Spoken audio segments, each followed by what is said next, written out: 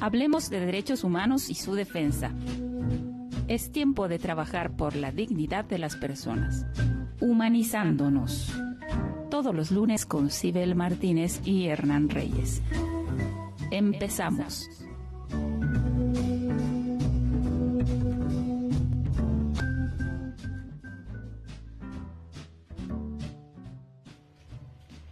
Buenas tardes, amigos y amigas de Humanizándonos.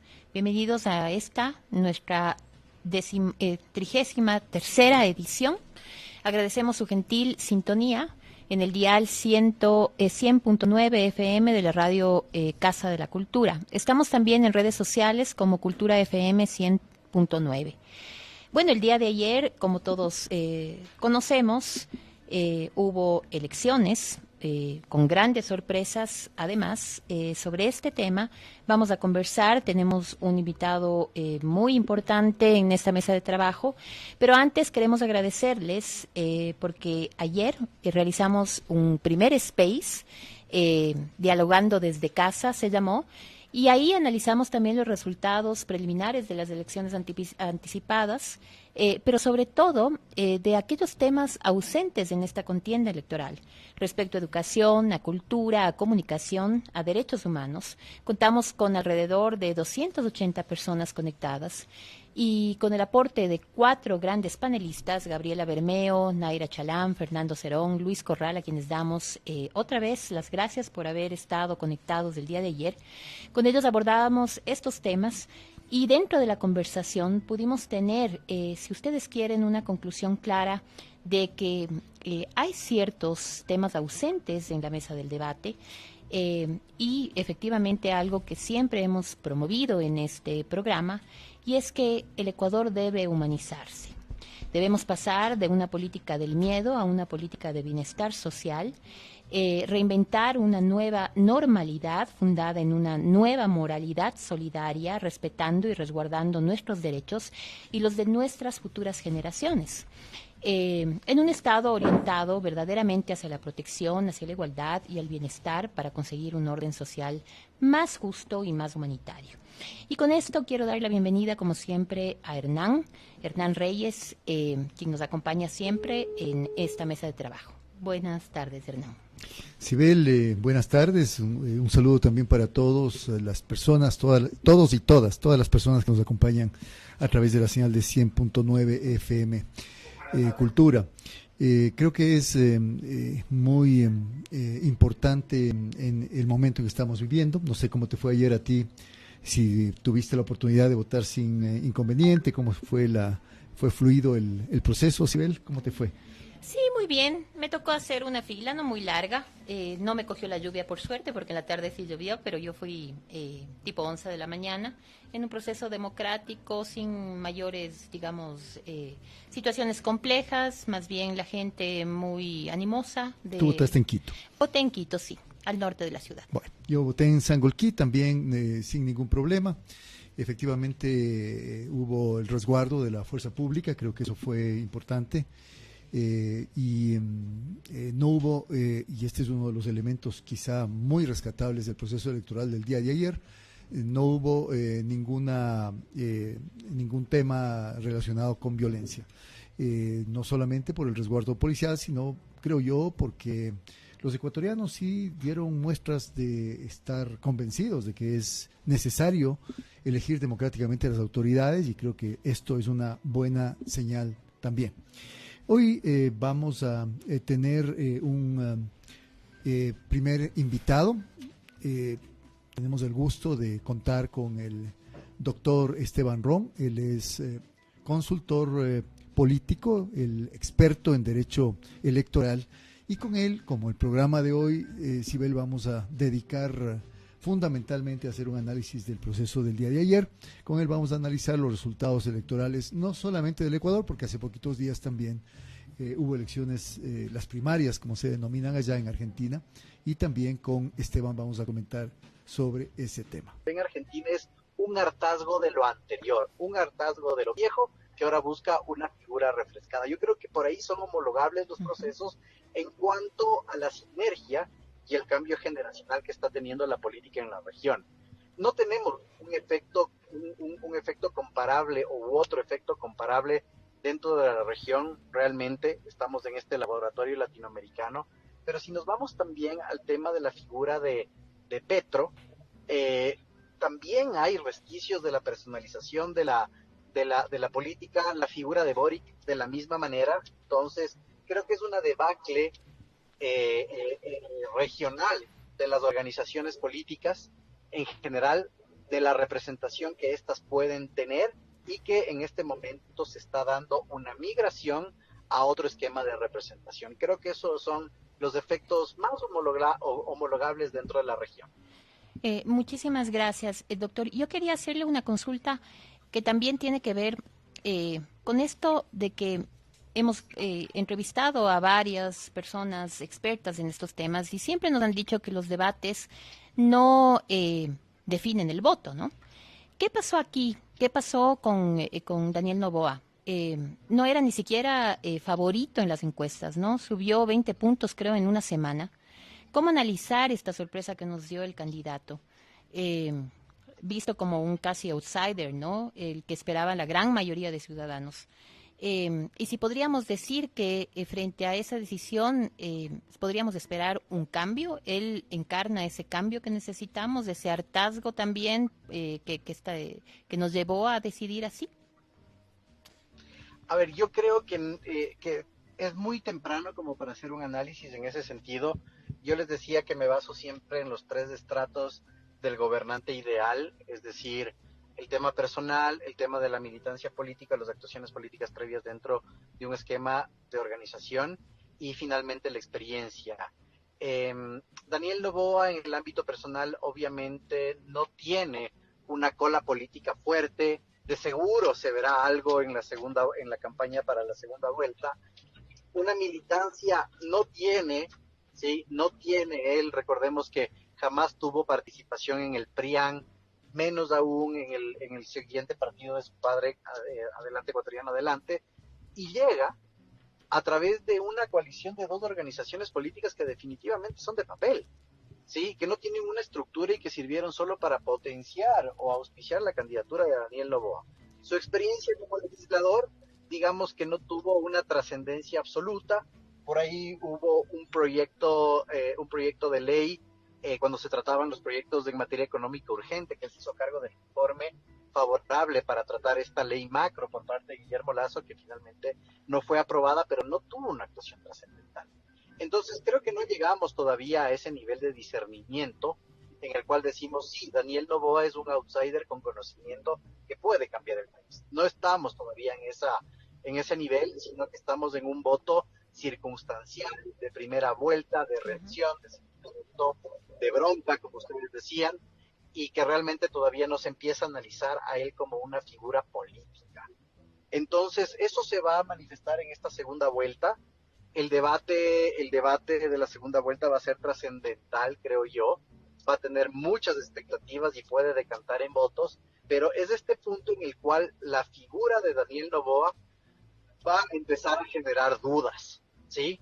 Va a generar dudas porque va a hacerse una valoración de él, y seguramente también de Verónica Abad, su binomio vicepresidencial. Entonces, aquí es donde vamos a ver el verdadero escrutinio a la figura de él como una opción presidencial. Previamente era una votación alternativa, no una figura. Creo que por ahí va el análisis. Gracias, doctor. Y un elemento importante quizá de la reflexión que estamos haciendo tiene que ver con lo que se avecina en la segunda vuelta. La segunda vuelta es acá a la vuelta de la esquina, perdón la redundancia, ya mismo. Y lo que se ve, digamos, si se compara los mapas electorales de preferencia electoral del 2021 al del 2023, al del día de ayer, primera vuelta, uno ve que finalmente hay una enorme volatilidad en la votación de los ecuatorianos. Estoy pensando en un bloque como el de Pachacutic, que finalmente era la segunda fuerza más grande de la Asamblea Nacional a partir del 2021. Ahora prácticamente es un bloque absolutamente minoritario, cinco asambleístas. El Partido Social Cristiano también aparece mal parado. Yacu Pérez creo que tiene 3 asambleístas el frente que lo apoyó, habiendo él dominado, creo que 8 provincias ganó en las elecciones del 2021. Esta volatilidad, Esteban, ¿crees que va a jugar a favor o en contra de cada uno de los dos finalistas? Mira, Hernán, el día de ayer estaba en un panel compartiendo con Pedro Donoso, que creo que en este punto es el mejor analista y procesador de datos cualitativos y cuantitativos del Ecuador. Él señalaba una cosa, y es una hipótesis muy fuerte de cara a la segunda vuelta. Él decía que el gran ganador de esta primer encuentro electoral, de esta primera vuelta, es Conaya y Pachacuti.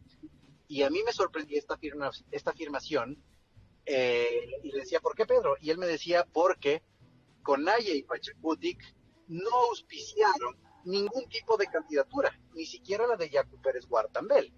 En ese sentido, lo que tú dices, Yacu Pérez tuvo una hegemonía en las anteriores elecciones, estuvo disputando el segundo lugar con Guillermo Lazo, pero porque tuvo el auspicio de Conaya y Pachacuti, ¿sí? Y en esta elección no sucede lo mismo. Y además que para el caso de los otros candidatos va a ser trascendental el cómo Conaya pueda generar alguna vinculación con uno de los candidatos, porque puede ser definitorio en virtud de ese voto orgánico, no programático que tiene Conaya. Entonces, eso va a ser trascendental respecto de la reconfiguración de fuerzas que no necesariamente son políticamente instituidas, pero que están ahí, ¿sí? Y eso lo vamos a ver de seguro en esta segunda vuelta electoral. Ahora, otro factor influyente para esta segunda vuelta electoral va a ser la configuración de la Asamblea Nacional. Ya tenemos certeza del cómo se está dividiendo proporcionalmente hablando y cómo las fuerzas políticas empiezan a actuar. Muy pronto, estamos a un día de las elecciones, pero las primeras coligaciones políticas que se pueda generar en la Asamblea también pueden generar un voto rechazo en la segunda vuelta. Te hablo de un tema. Se especula mucho de una posible coaligación de fuerzas entre el PSC con 18 asambleístas más los 50 y pico de la Revolución Ciudadana, con lo cual se estaría hablando casi de una mayoría absoluta, una aplanadora prácticamente en la Asamblea, que eso también puede generar rechazo al grupo político de la Revolución Ciudadana en virtud de esa sinergia que se genera y que no te permite generar el contrapeso natural entre Ejecutivo y Legislativo, que es uno de los puntos a considerar en una segunda vuelta. Y algo trascendental, Hernán, es que ahora que se tienen resultados de la consulta popular respecto del Yasuní principalmente, va a ser debate para la segunda vuelta respecto del cómo se va a hacer el reordenamiento de la política económica en virtud de quitar cualquier tipo de actividad petrolera o exploratoria en el Yasuní, porque se tiene que hacer un recambio en la matriz petrolera del Ecuador y por ende en la política fiscal. Así que otro de los temas que va a ser definitorio para la segunda vuelta es el debate que se va a generar en virtud de la suplencia del recurso económico que se pueda generar por lo del tema Yasuní. Doctor, yo la verdad pensaba que la gran ganadora de toda esta contienda electoral era María Paula Romo. Me parece que ella detrás de las sombras ha llegado a través de su movimiento a constituirse, ¿no? Como usted bien comentaba, en una segunda fuerza electoral en la Asamblea Nacional. De hecho, Patricio Carrillo es hasta este momento el asambleísta más votado, ¿no? Con 20,66% de los sufragios. Pero para no dejar de lado tampoco a la candidata González, preguntarle, ¿usted cree que la candidata González va a poder aumentar o crecer en votación? Se ha comentado que habla mucho del pasado, que de repente esta visión cancela el futuro y que de alguna manera debe reinventarse. ¿Usted qué opina? En virtud de la volatilidad electoral existente en el país, a la que hacía mención Hernán, en la cual se está votando inclusive por sentimiento, en virtud del discernimiento que puede haber en el escrutinio de las figuras públicas a través de un debate, cualquier cosa puede pasar. La figura de Luisa González puede crecer, pero les digo que la fórmula para crecer de esa figura va a ser necesariamente una coaligación de fuerzas políticas, ¿sí? Yo creo que del voto duro que tiene la Revolución Ciudadana en el Ecuador se ha crecido bastante como una opción electoral en Luisa González, pero que todavía no se termina de entender o de aceptar. Yo creo que la Revolución Ciudadana, para subir ese umbral que le falta para ganar la elección, definitivamente se verá obligada a realizar una coaligación de fuerzas con otra fuerza política. Mientras que Daniel Noboa no tiene esta necesidad. Daniel Noboa no tiene esta necesidad de hacer coaligación, porque eso en primer lugar respondería contrariamente a la figura que está imponiéndose en este momento de ser una nueva opción sin cola política.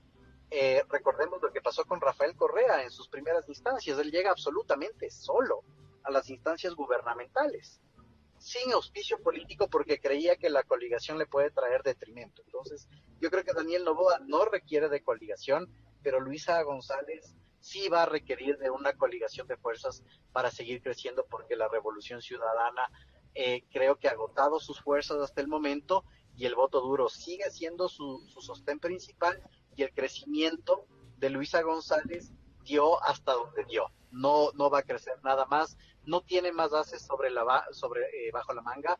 La Revolución Ciudadana, la figura de Andrés Arauz también es una figura que ya no aporta en el debate político.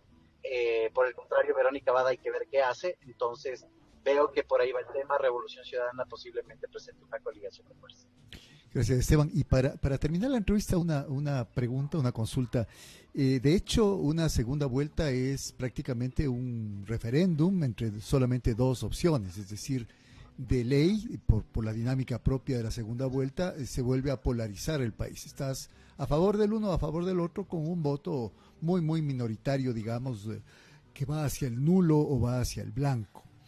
Yo he empezado a ver en redes sociales, por ejemplo, algún tipo de pronunciamiento de ciertos personajes políticos. Quería solamente ver tu opinión al respecto. Uno de ellos es la señora Lourdes Tibán, que aparece en un TikTok bajándose de un vehículo a trabajar hoy día lunes con un vaso de algo en la mano que está bebiendo, y ella dice, bueno, va a tocar decidir. Y dice, yo he bebido chaguarmiski y ahora tocará decidir si es entre chaguarmiski o avena quaker. Una clarísima alusión a las dos posturas políticas, y dice, bueno, ya veremos esto en un próximo momento. Deja abierta la posibilidad. Pues la pregunta, Esteban, esta dicotomía entre dos opciones se dirimirá, digamos, fruto de esta heterogénea acción política que tenemos en el Ecuador. Cada candidato apuntará para el lugar que más le convenga, hay alguna posibilidad de que arrastren votos Jan Topic o Otto Sonner-Hosner, el propio Yacu Pérez, digamos que es una votación pequeña, de que endosen votos a una u otra candidatura, o se va a generar una polarización en la que cada cual decidirá, como doña Lourdes Tibán, a quién apoya. Yo creo que en ese sentido, Hernán, igual es muy temprano como para hacer un análisis de cómo va a decantar el voto en la segunda vuelta electoral, principalmente en lo que tiene que ver con ese endoso. Yo te digo, sigo renuente a creer que Daniel Noboa pueda hacer algún tipo de coligación de fuerzas, y en ese sentido el endoso de voto estaría totalmente eliminado, ¿sí? El endoso de voto en el Ecuador deja de existir a partir del año 2014, después de las seccionales en las cuales perdió la Revolución Ciudadana, se esperaba que tenían una mayor votación, y ellos aspiraron al endoso de voto. La volatilidad electoral en este momento hace que no podamos ver un endoso de voto mayoritario. Va a ser difícil, salvo que los actores políticos, por cuenta propia, realicen o convoquen a votar por un candidato. Y eso no es un endoso de voto natural. Eso es una reacción política de momento, ¿sí? Más o menos lo que pasó con Jan Topic. Cuando Jan Topic lanza su candidatura sin tener organización política, él se vuelve un actor político de primera mano, ¿sí?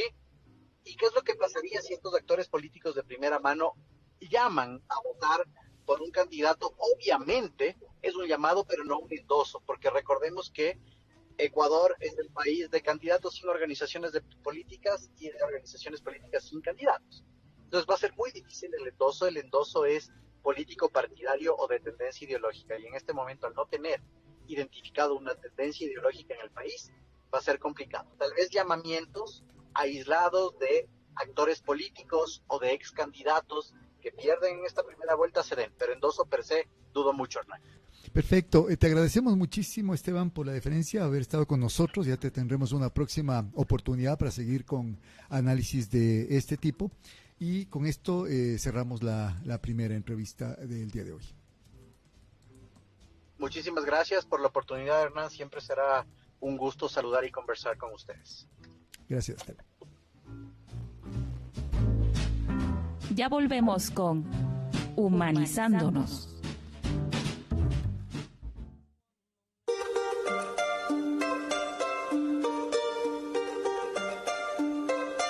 En este tiempo nuevo, debemos de manera indispensable fomentar y potenciar el nosotros. Tenemos que hacerlo a partir de los encuentros, porque es momento de reconocernos. Es tiempo de contarnos, revelados en proyectos, revelados en sueños. También celebrando nuestros logros, nuestras conquistas, fundamentalmente asumiendo como premisa el valor nuestro, la importancia de lo que somos, juntos. Objetivo País. Un recorrido semanal profundo por nuestro Ecuador en movimiento.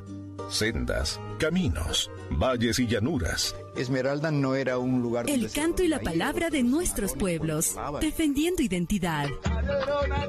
Historias y presente de nuestra gente en primera voz, junto a el oriental Álvaro Márquez. Álvaro Márquez. En vivo y con la radio a cuestas, desde distintos lugares de nuestra tierra. Un abrazo oriental, radio integrando gente.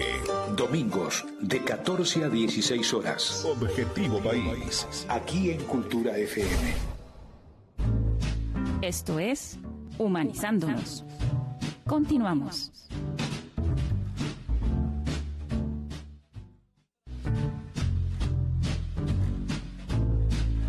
Por los derechos.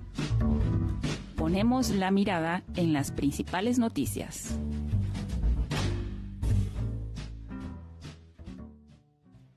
Y bueno, continuando con este análisis de las elecciones, hay un titular del Universo reciente que dice: el voto duro posiciona a Luisa González en 17 provincias y Daniel Noboa gana en 7 por sus propuestas de dar empleo, según analistas.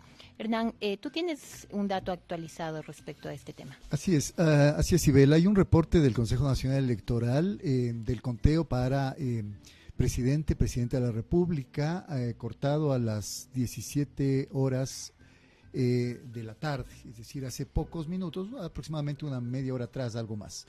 Estamos hablando de 95,75% de votos válidos, de un total de 12.903.437 electores.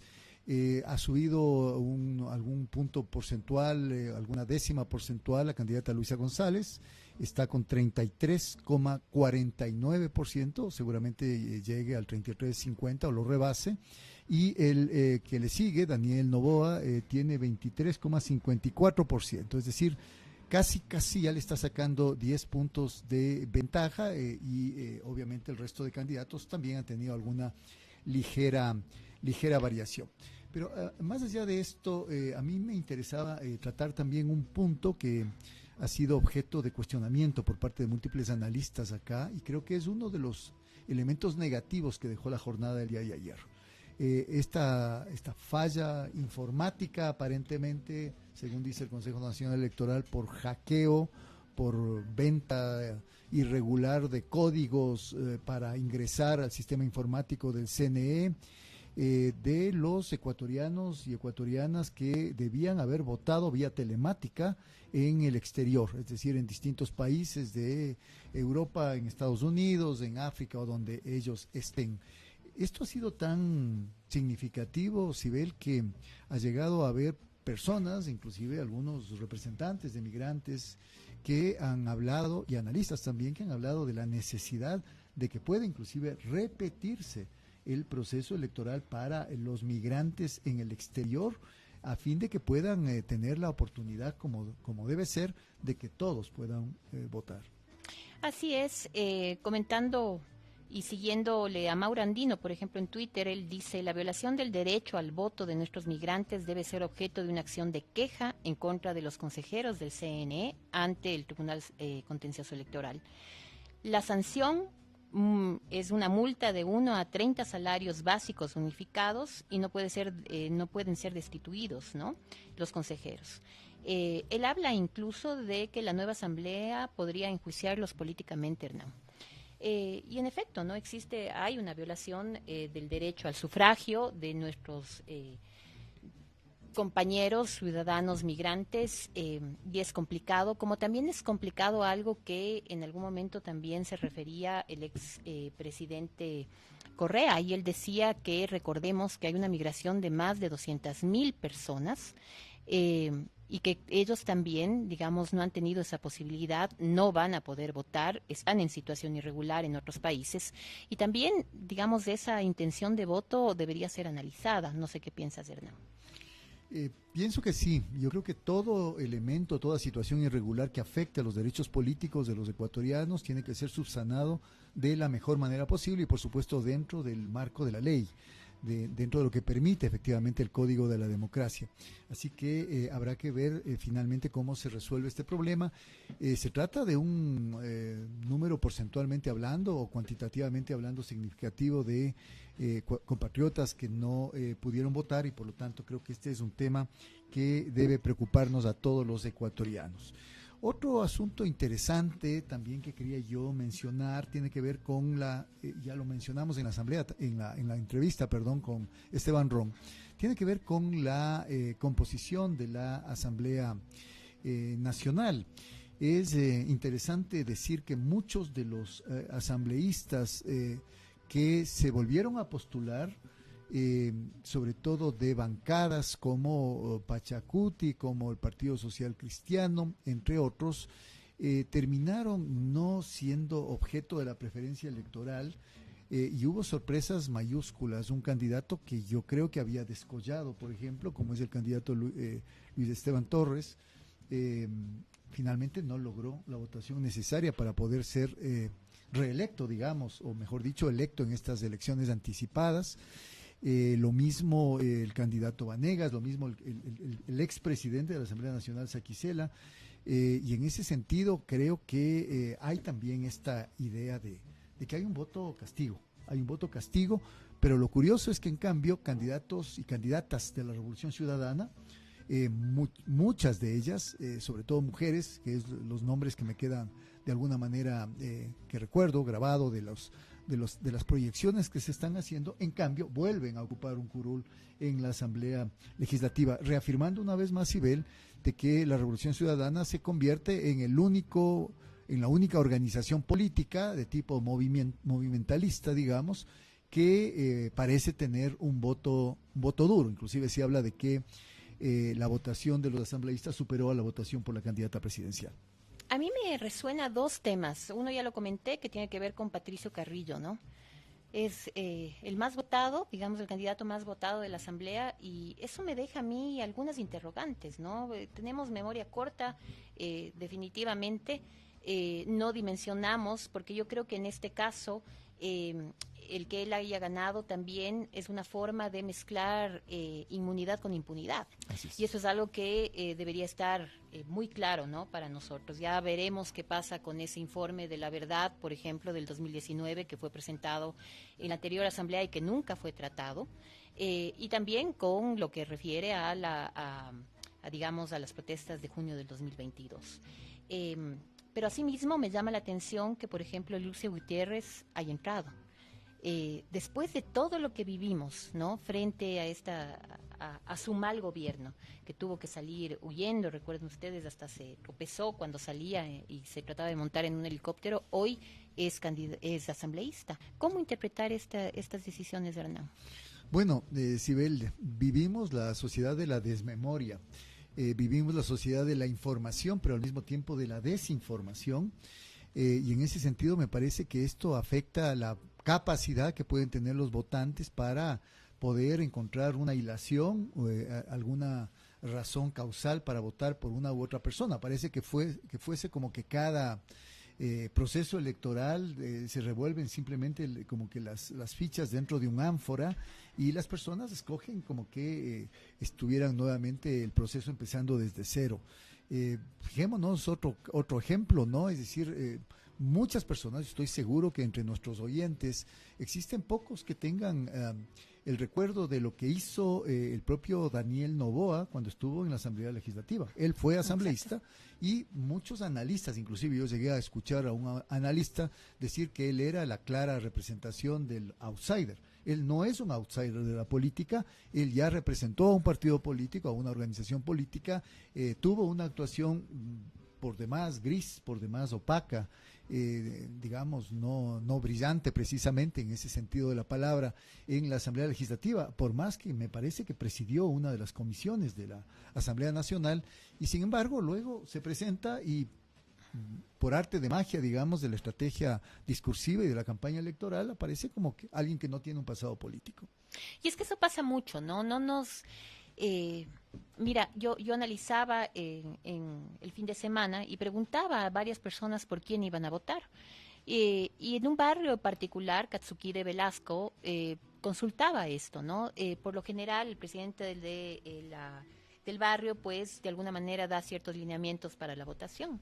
Y mira, cuando yo le consultaba por quién iban a votar a varios de sus miembros, decían que no sabían. Pero que estaban pensando en votar por Noboa porque es guapo. Imagínate tú, ¿no? Entonces ya podemos con ¿no? Analizar que lastimosamente, como tú decías hoy en la mañana, que te escuchaba en una entrevista, poco o nada leemos los planes de gobierno. Sabemos que los planes de gobierno tampoco, ¿no?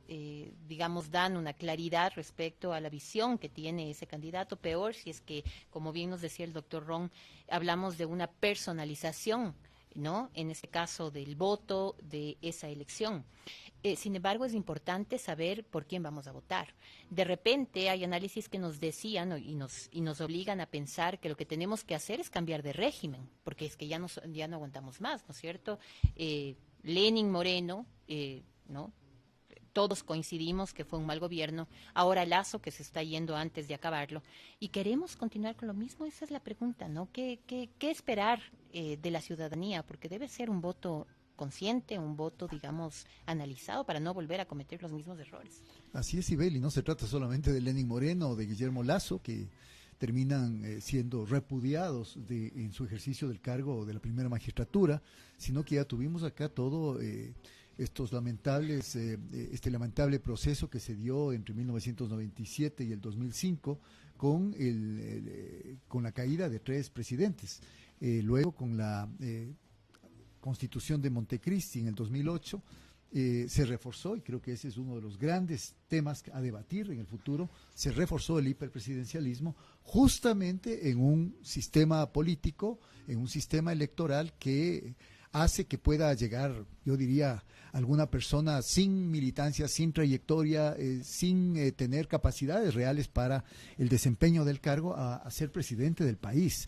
Yo estaba pensando para mis adentros qué hubiera pasado, por ejemplo, si es que finalmente pasaba a segunda vuelta y ganaba en la segunda vuelta el sustituto de Fernando Villavicencio, es decir, alguien que ni siquiera creo que ha militado en la política, que yo particularmente creo que no tiene la capacidad para poder ser presidente de la República y que sin embargo simplemente ocupó el lugar de una persona que ya no pudo estar presente en las elecciones. ¿Qué hubiera pasado para el país? Él asumía esa primera magistratura caído del cielo prácticamente, y sin embargo esa es la dinámica con la cual nos hemos enfrentado en esta primera vuelta electoral. Así es, y quedó tercero, ¿no? Que no es una votación. Que no es una votación, y creo que va a tener además una voz autorizada hacia adelante también para todo lo que él diga, ya sabemos la postura política que tiene Cristian Zurita, la postura política que él tenga va a ser una voz que seguramente será también en alguna medida significativa en todas las conversaciones que se generen a nivel de la opinión pública de cara a la segunda vuelta electoral. Y creo que con esto, Sibel, vamos ya cerrando este espacio de comentario de lo que fue la jornada electoral y sus resultados para pasar ya a la parte final de este programa con el comentario de algunas noticias que nos parecen relevantes.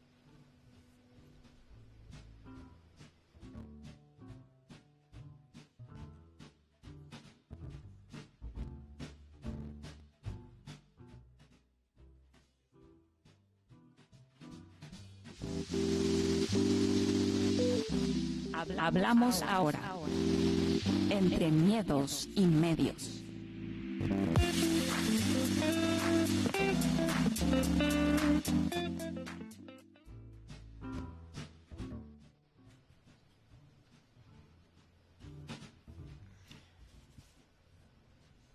En esta última parte de nuestro programa queríamos hacer referencia a algunas noticias y algunas ideas que han aparecido en los medios digitales. Yo particularmente estaba interesado en hacer algún comentario general, que creo que lo anunciamos respecto a un análisis que hizo en el medio Primicias el doctor Felipe Rodríguez Moreno. Él firma como PhD en Derecho Penal, máster en Creación Literaria, máster en Argumentación Jurídica, abogado litigante, escritor y catedrático. Se titula el artículo Rehabilitación para perversos, no jodan.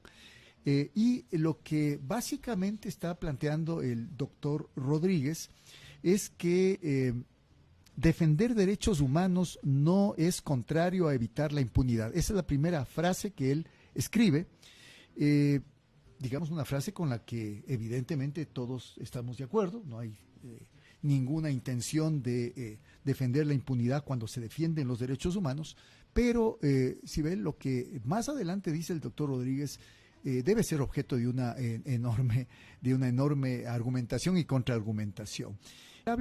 Una crítica a la rehabilitación social de determinadas personas. Prácticamente con eso echa abajo el principio de rehabilitación cuando una persona es castigada después de haber cometido algún delito que merece prisión, y él habla de que la rehabilitación se ha romantizado por parte de defensores de utopías que, textualmente dice, de administración de justicia y criminología saben lo mismo que Freddy Ehlers de administración pública. Creen que abrazando árboles regenerarán la naturaleza.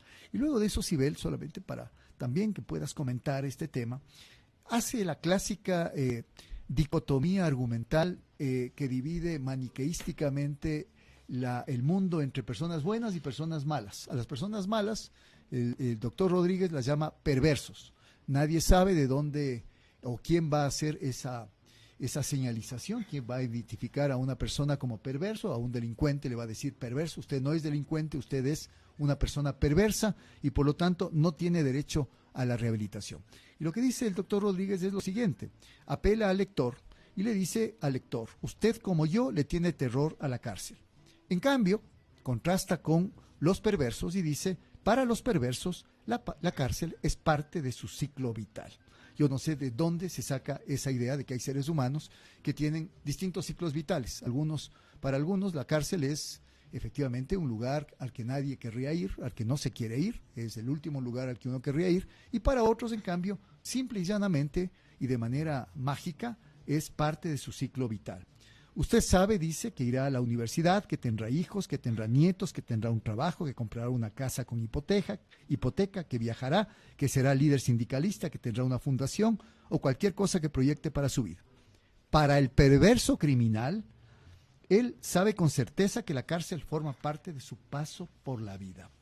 Y para terminar, simplemente yo recojo algunas ideas centrales de esto.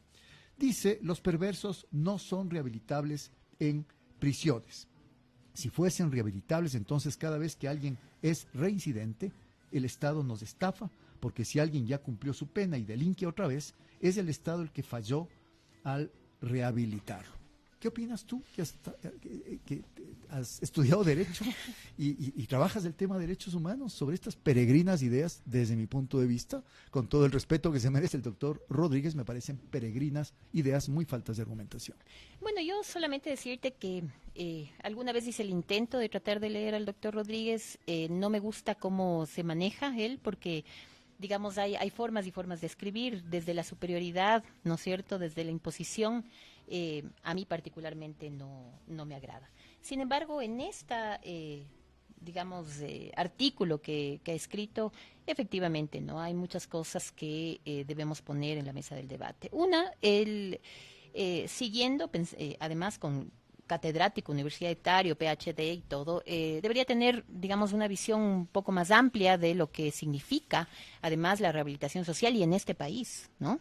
Que es distinto. Yo coincido en algo, te va a parecer extraño, pero coincido en algo que es cierto. Se han hecho algunos estudios y se ha llegado a establecer, por ejemplo, que los pederastas, los ofensores sexuales, los pedófilos no se rehabilitan. Y para lograr que, digamos, no sean un peligro para la sociedad, hay que hacerles un seguimiento, ¿no? Y las terapias que de alguna manera pueden ayudar son terapias cognitivas conductuales. Sin embargo, en este país, no tenemos esa posibilidad. No podemos hablar de rehabilitación social y menos aún podemos hablar de darles una oportunidad distinta, ¿no?, a las personas privadas de la libertad. Pero eso no quiere decir que tenemos que matarles, pues, ¿no? O sea, hay límites, efectivamente, ¿no?, en estas visiones. Porque además nosotros tenemos en la Constitución, digamos, esta posibilidad de rehabilitación, en donde la sentencia, hoy con 10 masacres carcelarias, efectivamente viene a ser una sentencia de muerte, ¿no?, para quienes han infringido la ley, pero no debería ser así. Frente a esa visión bukeliana, llamémoslo así, donde hay varios adeptos, ¿no?, efectivamente hay estridencias y confusiones como las del doctor Rodríguez. Sin embargo, a mí lo que más me preocupa es que este estilo, ¿no?, de artículos y de mensajes calen en nuestra población.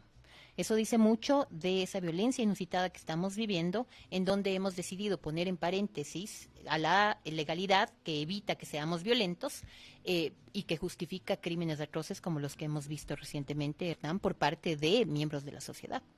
Así es, y pone entre paréntesis también las causas estructurales y pone entre paréntesis también la obligación que tiene el Estado de que si la rehabilitación no funciona, hacerla funcionar. Porque lo más fácil es decir, como dice el doctor Rodríguez, en toda Latinoamérica, se pregunta él, la historia de Latinoamérica, ¿ha funcionado la rehabilitación como fin de la pena? Y se responde no. Y esa es una generalización absolutamente indebida. No se puede hacer una generalización así, porque eso implicaría que ya prácticamente el principio de rehabilitación ya no debería estar vigente como parte de la sanción y de la prisión de las personas, y por lo tanto, entonces ya ¿para qué existen cárceles? Simplemente elijan a dedo a cuáles son los perversos criminales, como dice él. No sé si él se refiere inclusive a un diagnóstico clínico de su salud mental, o simplemente que son personas que nacen malas. A mí eso es lo que más me preocupa, porque deja suelta una idea de que alguien a quien no nombra debería señalar y dividir a las personas entre buenas y perversos. El que ya no sería el juez el que dirime entre inocente y culpable, sino entre buenos y perversos, y el perverso criminal simplemente tendría que ser privado de toda comunicación. Él habla de incomunicación definitiva con el interior y el exterior, celdas unipersonales y cadena perpetua, lo cual no está, al menos presente, digo yo, felizmente en nuestra Constitución. Así es, jurídico, vigente. Bueno, hemos agotado esta hora. Llegamos a la hora, Hernán, tenemos que felicitarnos. Así es, creo que cumplimos el tiempo ahora. Bueno, les agradecemos muchísimo, queridos amigos, por escucharnos, y bueno, nos veremos en un próximo Humanizándonos el próximo lunes con más novedades, y efectivamente las elecciones serán parte de este análisis. Buenas tardes y nos vemos el próximo lunes.